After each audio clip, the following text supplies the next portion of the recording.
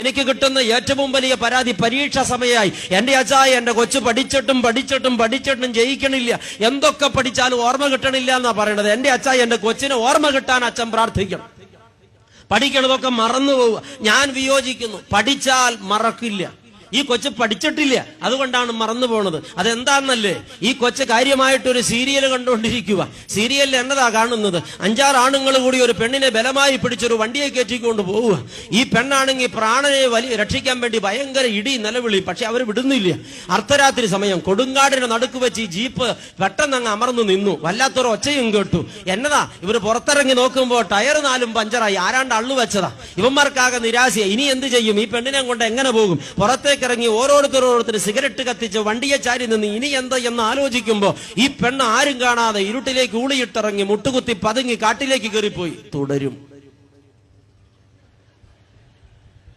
ഇത് കണ്ടേച്ചാ കൊച്ച് പഠിക്കാൻ പോണത്. കൊച്ചവിടെ പോയിരുന്നു പഠിക്കും. 1+1 = 2. കർത്താവ്, ആ പെണ്ണിന് എന്തായിരിക്കും പറ്റിയത്? 1+1 = 2. ദൈവമേ, അതിന് ഇനി ഒന്മാർ പിടിക്കുമായിരിക്കോ? 1+1 കർത്താവെ, ഞാനൊരു കൂട് മെഴുതി കത്തിച്ചേക്കാം പള്ളിനടയിൽ, ആ പെണ്ണിനൊന്നും വരല്ലേ. 1+1 = 2. ഈ കൊച്ച് പരീക്ഷയ്ക്ക് തോറ്റാൽ ഉത്തരവാദി തന്തയും തള്ളയും തന്നെ, പരകരച്ചനല്ല. എനിക്ക് കിടക്കപ്പുറത്തല്ല, എന്റെ കൊച്ചിന് ഓർമ്മശക്തിയില്ലാന്ന്. കൊച്ച് പഠിക്കുന്നില്ല. കൊച്ചി ഈ കാര്യം വായിക്കുന്നതേ ഉള്ളൂ, പഠിക്കുന്നില്ല. വേറെ ഒരു കൊച്ച് സുരേഷ് ഗോപിയുടെ ഇടിപ്പടം കണ്ടോണ്ടിരിക്കുക. അമ്പ ടിഷ്യൂം 5-6 എണ്ണത്തെ വെടിവെച്ച് താഴെ ഇട്ടു. പിന്നെ എന്ന് പറഞ്ഞു സുരേഷ് ഗോപി നിൽക്കുമ്പോൾ അപ്പൻ ചെവിക്ക് പിടിച്ച് പൊക്കിയത്. എണീരടാ. എന്താ പപ്പ? ആഹാ, പരീക്ഷയാന്ന് പറഞ്ഞ് ഇവിടെ വന്നിട്ട് സിനിമ കാണുക, പോയിരുന്ന് പഠിക്കടാ. അവൻ കയറി പെരക്കാത്തോട്ട് പോകുമ്പോ പപ്പ ദുഷ്ടൻ പപ്പ. ആ ഇടി ഒന്ന് കാണാൻ സമയത്ത് ദുഷ്ടൻ പപ്പ. 1+1 = 2. ഇപ്പൊ ഒരു 5-6 എണ്ണത്തെ തട്ടി കാണും. 1+1 = 2. മിക്കവാറും ഒരു 3 വണ്ടി കത്തിച്ചിട്ടുണ്ടാവും. 1+1 = 2. മിക്കവാറും ഇന്നത് അവസാനിക്കാൻ സാധ്യതയുണ്ട്. ദൈവമക്കളെ, ഈ കൊച്ചു ജയിക്കുവോ? ഒറ്റ അച്ഛൻ്റെ അല്ലേ? എല്ലാത്തിനെയും ഇങ്ങോട്ട് തന്നെ അച്ഛൻ പ്രാർത്ഥിച്ച് ജയിപ്പിച്ച് തരണമെന്ന്.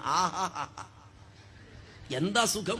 അച്ഛനെ ഏൽപ്പിച്ച കാര്യം രക്ഷപ്പെട്ടു. നീ ചൂവാകട്ടെ, അപ്പൊ നിന്റെ കുടുംബം ചൂവാവും. വീട് പ്രാർത്ഥനാലയമാകണം. അവിടെ ഇതൊന്നും നടക്കുന്നില്ല. വിദ്യാലയമാകണം. പ്രിയപ്പെട്ടവരെ, വേറെ ചില കർമ്മമാർ എന്താ ചെയ്യണമെന്ന് അറിയാമോ? മര്യാദയ്ക്ക് പോയിരുന്ന് പഠിക്കണേ. കൊച്ചിനെ മുറിക്കാത്തേറ്റി വാതിലടച്ച അപ്പനും അമ്മയും ആഘോഷമായിട്ട് മാക്സിമം ഒച്ചത്തില് സിനിമ കാണും, അല്ലെങ്കിൽ സീരിയൽ കാണും. ടിഷ്യൂം കേൾക്കുമ്പോ കൊച്ചു വാതിലിന് മറയുമ്പോൾ നിൽക്കും. 1+1 = 2. കൊള്ളാം, സ്റ്റൈലായിട്ടുണ്ട്. 1+1 = 2. തട്ടം കൂടെ തട്ട്. 1+1 = 2. ഇതാണ് ജയത്തിന്റെ പിന്നിലുള്ള വികാരം. മനസ്സിലായോ? ആദ്യം നിങ്ങൾ നന്നാവടോ, എന്നിട്ട് മക്കളുടെ കാര്യം പറ. നമ്മൾ നന്നാവാൻ തയ്യാറല്ല, മക്കളെ നന്നാക്കി തരണമെന്ന്. പിന്നെ അച്ഛനല്ലേ ഇതിന്റെ ഉത്തരവാദി? അത് മനസ്സിൽ വെക്ക്. പ്രിയപ്പെട്ടവരെ, ജീവിതത്തെ തിരുത്തിക്കൊള്ളുക, ക്രമീകരിച്ചുകൊള്ളുക. പല വീട്ടിലും ഇന്ന് കേബിൾ TV കട്ട് ചെയ്യേണ്ട സമയം കഴിഞ്ഞു. അത് പൊതിഞ്ഞു കെട്ടി അട്ടത്ത് കയറ്റി വെക്കേണ്ട നേരം കഴിഞ്ഞു. നിന്റെ കുഞ്ഞിന്റെ ഭാവി നിനക്ക് സുരക്ഷിതമാക്കാൻ ഉദ്ദേശമുണ്ടെങ്കിൽ ആ കുഞ്ഞിനെ പാപത്തിലേക്കും വിദ്യാഭ്യാസത്തിന്റെ ഏകാഗ്രതയിൽ നിന്ന് പിന്തിരിപ്പിക്കുകയും ചെയ്യുന്ന ഒന്നിനെ നിന്റെ വീട്ടിൽ നീ വളർത്തരുത്. അതിനെ കട്ട് ചെയ്ത് കള. ആരപ്പ തയ്യാറാവുക? അതൊക്കെ ഞങ്ങൾ നോക്കിക്കൊള്ളാച്ച. മിക്കവാറും ജയിക്കും. അനുഭവിക്കട്ടെ. പ്രിയപ്പെട്ടവരെ, വീട് വിദ്യാലയമാ, ഒപ്പം പ്രാർത്ഥനാലയമാ. പല വീട്ടിലും പ്രാർത്ഥനയില്ല. ചില വീട്ടിലൊക്കെ പ്രാർത്ഥന ഉണ്ട്.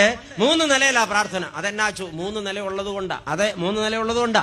ഏറ്റവും മുകളിലത്തെ നിലയിലാണ് മോന്റെ സാമ്രാജ്യം. അങ്ങോട്ട് വേറെ ആർക്കും പ്രവേശനമില്ല. അവൻ B.Tech M.Tech ഒക്കെ കഴിഞ്ഞ യാതൊരു ജോലിക്കും പോവില്ല. അങ്ങോട്ട് ആരെയും കയറ്റുമില്ല. അവൻ അവിടെ നിന്ന് താഴെയോട്ട് വരികയില്ല. ആ മുറി നിറച്ചും ചിത്രങ്ങളാ, തുണി കൊടുക്കാത്ത പെണ്ണുങ്ങളുടെ ചിത്രങ്ങൾ.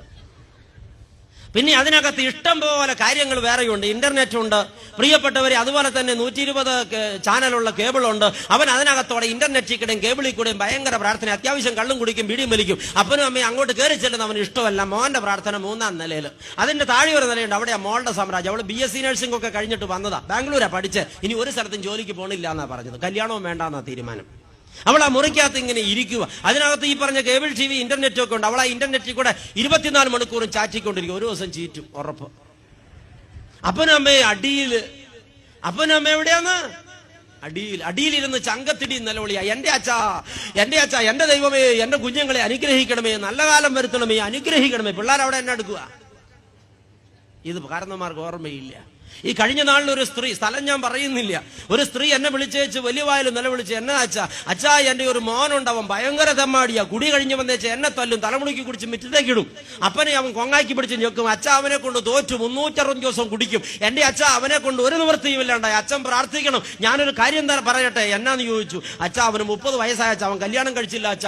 എന്റെ അച്ഛ കൊള്ളാവുന്ന തറവാട്ടിൽ നിന്ന് സൽസ്വഭാവിയായ ഒരു പെണ്ണിനെ അവന് ഭാര്യയായിട്ട് കിട്ടാൻ അച്ഛൻ പ്രാർത്ഥിക്കണം. നിർത്തടി എന്ന് പറഞ്ഞു ഞാൻ. അപ്പം തന്നെ ആ സ്ത്രീ ചോദിച്ചു, എന്നാ അച്ഛൻ ചോദിച്ചു. കുടിയൻ, തെമ്മാടി, അമ്മയെ തല്ലുന്നവൻ, അപ്പനെ തല്ലുന്നവൻ, 365 ദിവസവും പാപം ചെയ്യുന്നവൻ, അവന് സൽസ്വഭാവിയായ ഒരു പെണ്ണിനെ കൊള്ളാവുന്ന തറവാട്ടിൽ നിന്ന് ഭാര്യയായിട്ട് കിട്ടാൻ ഞാൻ പ്രാർത്ഥിക്കണം. ആ പെണ്ണിന്റെ പരാക്കാർ മേടിക്കും. അച്ഛൻ മേടിക്കണം. അപ്പനും അമ്മയ്ക്ക് ഒരു കുറ്റമില്ല. മകൻ തറത്തെമ്മാടിയാ, അവന് സൽസ്വഭാവിയായ പെണ്ണിനെ നല്ല തറവാട്ടിൽ നിന്ന് ഭാര്യയായിട്ട് കിട്ടാൻ അച്ഛൻ പ്രാർത്ഥിക്കും. ആ പെണ്ണിന്റെ പരാക്ക് ഞാൻ മേടിക്കും.